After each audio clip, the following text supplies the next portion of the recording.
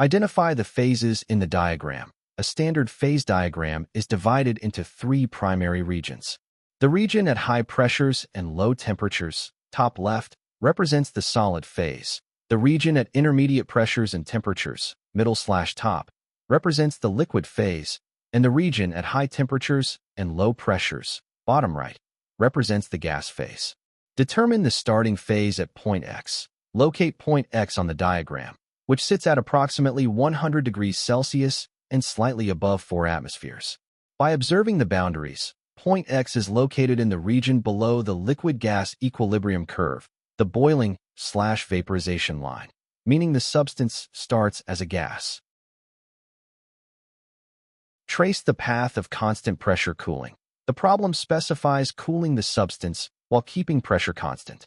On the diagram, cooling corresponds to moving horizontally to the left, decreasing temperature, while staying at the same vertical height, constant pressure.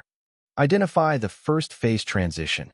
As the substance cools from 100 degrees Celsius at constant pressure, the horizontal path crosses the first boundary line, the vaporization curve, at approximately 75 degrees Celsius.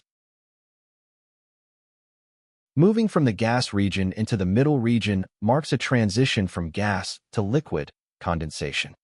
Identify the second phase transition.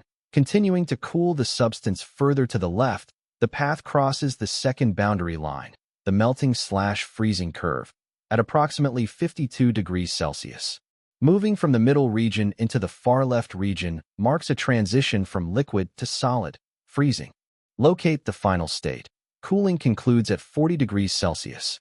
At this temperature and the original pressure, the substance is located firmly within the solid region of the phase diagram.